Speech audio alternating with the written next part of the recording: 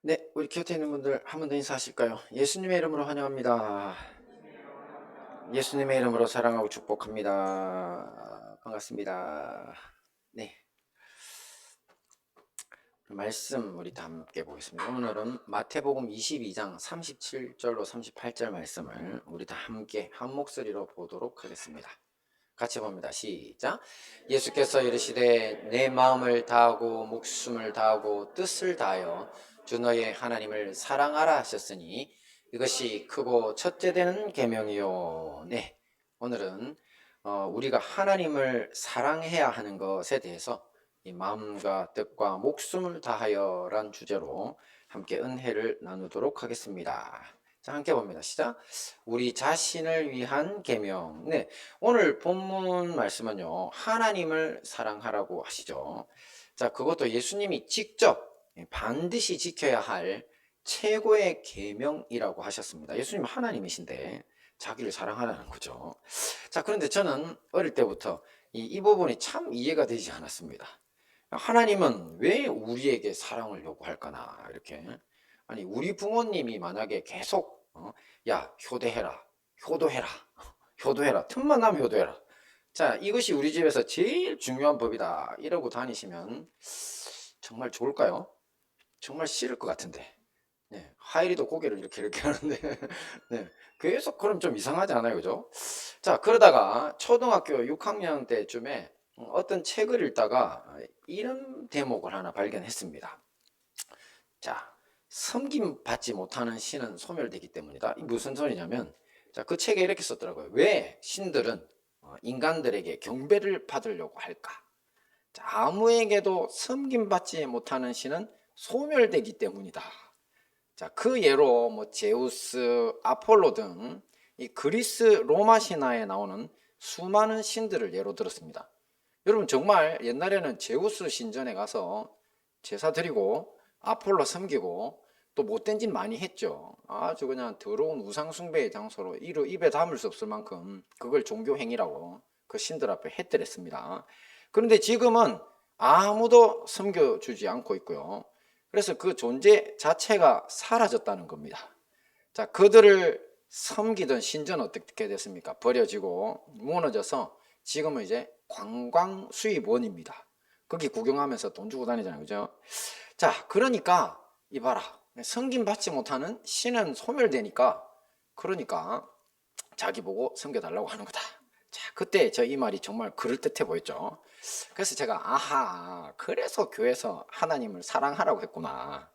자, 이런 깨달음을 교회 다니고 계신 잘 다니시던 우리 어머니에게도 알려드리고요. 그러면서 엄마, 하나님이 예배를 받으려는 건 말이야.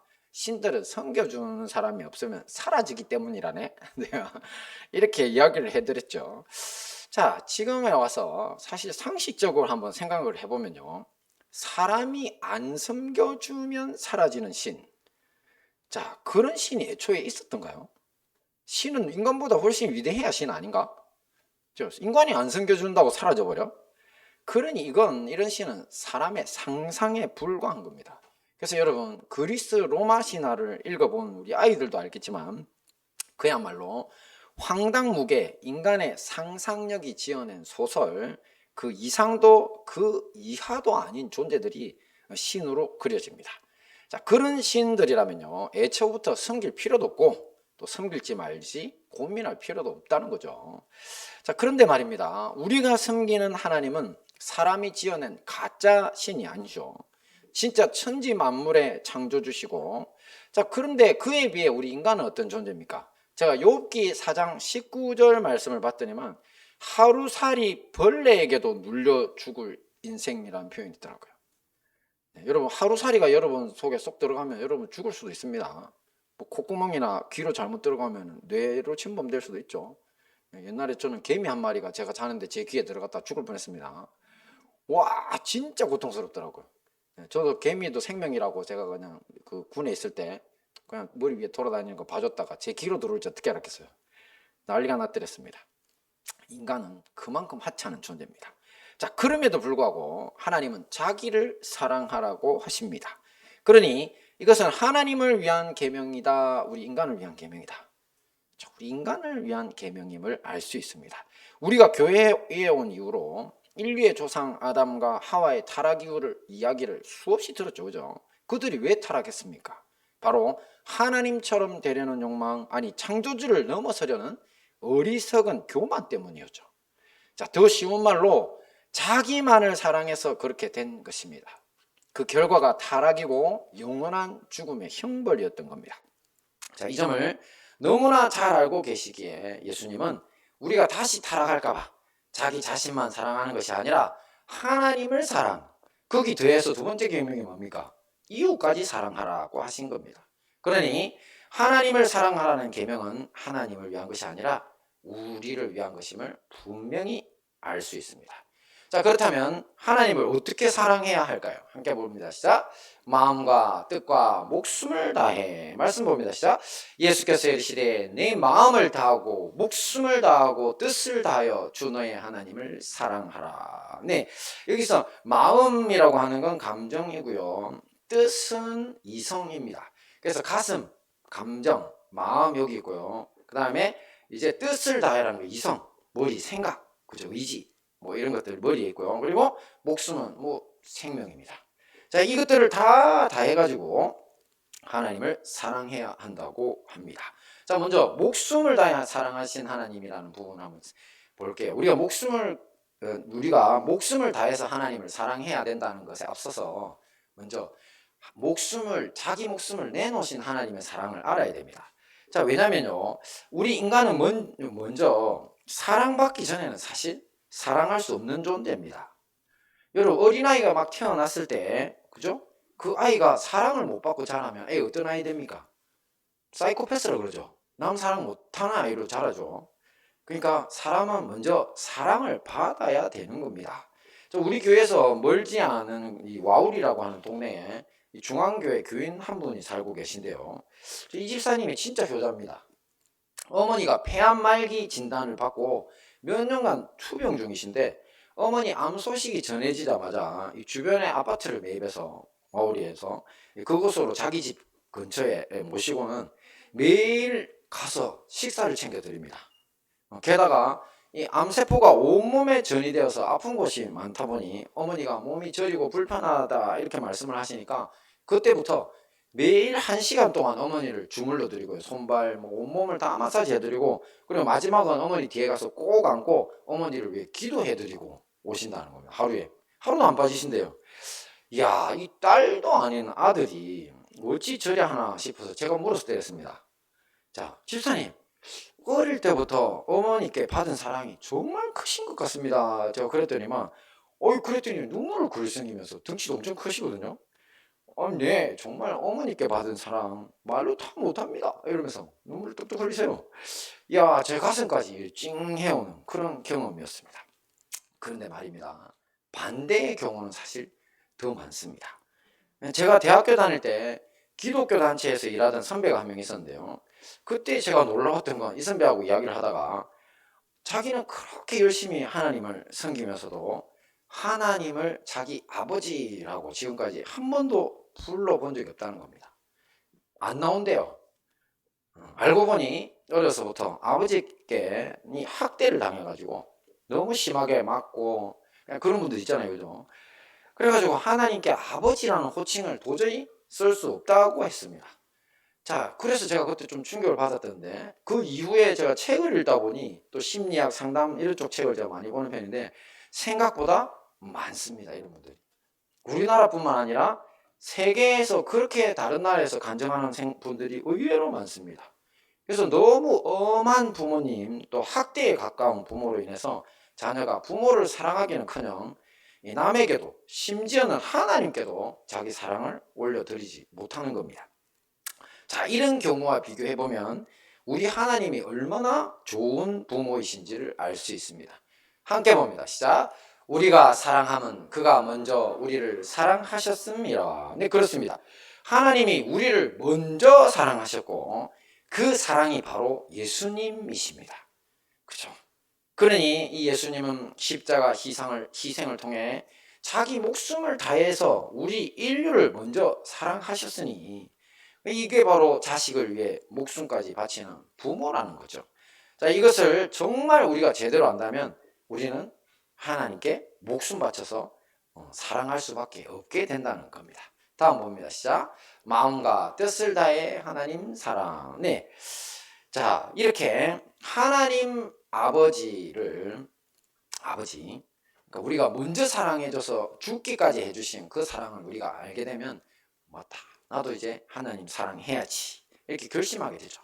자, 그렇다면 여러분들은 지금 이성, 뜻을 다해서 이제 생각한 겁니다. 그렇지. 그래서 제가 대학교 때 만났던 선배처럼 그냥 그걸 알게 됐으니까 대학교 열심히 그냥 그걸 간사라고 하거든요. 돈도 안 받고 그냥 직업처럼 그냥 학교 법대 다니는데 공부할 게 얼마 많은데 늘 끝나면 가가지고 거기 센터에 가가지고 섬기고 있고 막 그런 거. 자, 이런 것을 다 이성을 다해서 뜻을 다해서 하나님을 사랑하고 있다고 하는 겁니다. 자, 그런데 뭔가 부족하죠. 이 사랑이라는 것이 어떻게 자기 뜻, 의지, 생각만으로 온전하다 할 수 있습니까? 그죠? 사랑은 반드시 감정이 동반돼야 합니다. 대신에 원수한테는 아니라고 했죠. 원수한테는 내가 선한 행동만 해도 사랑하는 거라 했습니다. 그 원수를 감정적으로 사랑하려고 노력하시면 안 됩니다. 그건 인간 범위 바뀝니다. 병듭니다. 그렇게 했다가는 선한 행동으로만 사랑하시면 됩니다. 자, 그런데 지금 하나님을 사랑하는 데 있어 가지고 이 풍부한 감정이 어떻게 우리한테 생길 수 있나? 하나님에서 말씀을 볼게요. 시작. 우리에게 주신 성령으로 말미암아 하나님의 사랑이 우리 마음에 부은 바 되미니. 그렇습니다. 바로 하나님의 영이신 또 하나님의 마음이라고 하는 별명을 가지신 분이 바로 성령님이십니다. 사람들은 육체가 있어서 서로 대면 얼굴과 얼굴을 마주보면서 사랑의 마음을 나눌 수가 있죠. 하지만 하나님은 육체보다 훨씬 더 고차원적인, 육체는 아예 닿을 수도 없는 영적인 존재시니까 우리 육체의 눈으로는 볼 수도 손으로 만질 수도 없습니다. 그래서 아주 신비한 방식으로 우리를 만나 주시는데요. 그 방식이 뭐라는 겁니까? 바로 조금 전 보신 로마서 5장 5절 말씀. 바로 성령님을 통해 하나님의 사랑을 우리 마음에 바로 부어주시는 겁니다. 인간은 불가능합니다. 인간은 잘 대해주고 잘 먹여주고 또 우리 결혼하기 전에는 얼굴도 봐야 되고 맞죠? 그리고 그 사람 성격도 봐야 되고 모든 이렇게 경험해본 사랑 가지고 사랑이 생기는 건데 하나님은 우리에게 그 사랑을 우리 마음에 성령님을 통해서 바로 부어주실 수 있다는 겁니다. 자, 또 마찬가지로 반대로 생각해보면 우리의 사랑은 또 어떻게 하나님께 올라갈 수 있습니까? 바로 성령님을 통해 하나님께 바로 올려 보내드릴 수 있는 겁니다. 자, 사실 신앙생활을 오래 하신 분들도 이 부분에서 많이 취약한 모습을 보게 됩니다. 하나님이 우리에게 주시는 이 뜨거운 사랑을 자기는 잘 느끼지도 못할 뿐만 아니라 나 잘 모르겠는데 또 하나님을 향한 뜨거운 사랑을 올려 보내는 것은 아예 생각지도 못하는 분들이 의외로 많다는 겁니다. 자, 하나님이 우리를 사랑하신 것처럼 목숨을 다해 사랑하는 것은 아직 부족하다고 해도 그죠? 목숨까지 내놓기는 우리가 부족하다고 해도 마음과 뜻만이라도 하나님을 사랑하고 싶은데 뜻은 사랑하려고 하는데 마음까지 가동이 안 되는 거죠. 사실 이게 뭐가 문제일까요? 성령님 통해서 올라가면 된다며. 그죠? 뭐가 문제일까요? 말씀 볼까요? 시작. 지금이 곧 여호와를 찾을 때니 너희 묵은 땅을 기경하라. 마침내 여호와께서 임하사 의를 비처럼 너희에게 내시리라. 그렇습니다. 지금 비유인데요. 사실 이스라엘 나라는 토질이 석회질이라서 밭을 갈지 않으면 아예 돌하고 똑같습니다. 그래서 씨를 뿌려봐야 아무 소용이 없습니다. 자, 근데 이런 아무 쟁기질 않은 땅, 돌보지 않은 땅을 묵은 땅이라고 했는데 사실은 호세아서 말씀은 비유입니다. 죄와 고집으로 굳어진 마음이 바로 묵은 땅이라는 겁니다. 그러면서 악한 삶을 살아가고 있는 것을 비유한 거죠. 자, 이런 상태로는 하나님의 성령이 역사하실 수 있다 없다? 없습니다. 여기서 의를 비같이 내려주시는 분이 성령이신데 마음에 부어주시는 건데 그의 삶이 고집되고 악한 삶으로 또 마음으로 단단하게 굳어 있는데 생각만 아무리 하나님을 사랑해야지 해봐야 소용없다는 겁니다. 그 마음밭을 쟁기질해서 갈아엎어야 합니다. 우리가 이런 작업을 뭐라 부릅니까? 회개라고 부릅니다. 묵은 땅을 쟁기로 파고 삽으로 뒤집었듯이 파올려야 합니다. 그게 뭐라고요? 회개라고요. 그죠? 이렇게 하나님 앞에 자기의 죄를 고백하고 항복하는 시간을 가지면 그때 성령님께서 하나님의 사랑과 용서의 마음을 우리 마음에 부어주시게 됩니다. 네. 그러니까 자기가 죄인인 줄 알아야지 하나님과 감정적 물꼬가 트이는 겁니다. 자, 이것을 성령의 감동이라고 하는데요. 이 성령의 감동 속에서 우리의 입을 열고 손을 높이 들어서 하나님께 감사와 사랑을 고백하고 찬양하면 되죠. 자, 이것이 바로 우리가 하나님께 뜨거운 사랑을 올려드리는 방법이니까요. 자, 이렇게 매일매일 하나님의 사랑을 받고 또 사랑의 마음을 하나님께 풍성히 올려드리는 사람들에게 나타나는 현상이 있는데 뭔지 아십니까? 바로 평안을 누린다는 겁니다. 이 하나님과 원수됐던 삶이 이제 회개하고 돌아왔으니까 저 평안은 평화하고 같은 말입니다. 영적인 평화를 누리는 건 당연하고요. 하나님하고 이제 평화로워요. 여러분 진짜 신이 계신데 그 신하고 여러분이 평화롭지 못하면 어떻게 됩니까? 거룩하시고 더럽기가 한이 없어. 평화롭지 못하죠. 그리고 형벌은 정해져 있어. 저분 사랑도 계시지만 공의의 하나님이야. 죄는 용서하지 않아. 그러니 나이가 들어갈수록 천국 갈 길이 지옥으로 갈 길로 바뀔 수 있죠. 계속 시간이 되고 시간이 될수록 불안합니다. 하나님하고 평화롭지 못한 사람은 불안하죠. 평화롭지 못하니까. 자, 그런데 그런 것들이 해결된 분들은 매일매일 하나님과 사랑의 교류를 하고 있으니까 그러면 어제 내가 잘 했는데 오늘 하나님과 교류가 잘 됐는데 오늘 뭐가 막혀. 그래서 자기를 돌아보면 아 내가 이렇구나. 내가 오늘 아침에 내가 심한 말을 좀 했구나. 우리 남편한테. 네. 제가 남자라서 내 남자 편 듣게. 우리 애들한테 그냥 쌍욕을 했구나. 그러니까 기도를 하는데 콱 막혀가지고 아무것도 전진이 안 돼. 하나님의 사랑이 내려오지도 않고 사랑의 마음 올려드릴 수도 없어. 그죠? 왜냐하면 하나님 그런 거 되게 싫어하시거든요. 그래서 자기를 돌아보고 회개하고 또 남편 돌아오고 애들 돌아오면 자기 죄 용서해달라고 하고 다시 화목해집니다. 그러니까 가정에 어떤 일이 벌어지냐면 가정에 평안이 넘치고 가정에 안정감이 가득 차게 됩니다. 사실 그게 행복이거든요. 자, 이 반대되는 경우가 어떤 거죠? 날마다 싸우는 가정. 특히 언제 이혼할지 알 수 없는 가정이 있다면 자, 그 당사자인 부모나 아니면 자녀 모두 어떤 마음일까요? 불안하겠죠. 왜냐하면 가정은 반석이거든요. 가정이 깨어져 버리면 갈 데가 없습니다. 아이들이. 부부도 똑같아요. 부부도 가정 깨져 버리면 뭐 나중에 뭐 재혼하는 이유가 뭐냐면 그나마 다시 뭔가를 만들기 위해서 우리가 재혼을 생각하는 거거든요. 깨져 버리면 한 축이 확 무너져 버립니다. 서 있을 데가 없어요. 그러니까 이게 지금 매일 싸우고 있으면 흔들흔들하죠. 흔들흔들 불안한 겁니다. 자, 그러니 아이들이 학교 가서 공부가 됩니까? 뭐 공부해야만 뭐하노? 집이 뭐 맨날 불안한데 언제 쪼개질지 모르는데 이 생각 안 가지겠어요? 쪼개지면 자기가 학교 어떻게 가는지 부모인데 어느 부모를 따라가야 될지 모르겠는데 직장에 가면 다 그겁니다. 밥맛 없고 양쪽 다 마찬가지입니다. 그래서 세상 사람들이 가화만사성이라는 말도 만들어냈습니다. 가정이 화목해야 뭐 직장, 학교 어디서든 인정받고 성공할 수 있다고. 이 세상 사람들도 잘 안다는 거죠. 자, 그러니 여러분 하나님과의 평화, 하나님을 향한 사랑의 관계가 제일 중요합니다. 거기에서부터 사람과의 관계가 다시 만들어지기 때문입니다. 여러분들이 만약 지금 엄청 불편한 사람들이 자꾸 있다면 사실은 진짜 근원은 여러분이 하나님하고 불편한 줄을 아셔야 합니다. 하나님하고 평화로운 사람은요 사람하고도 평화로우려고 하기 때문이죠.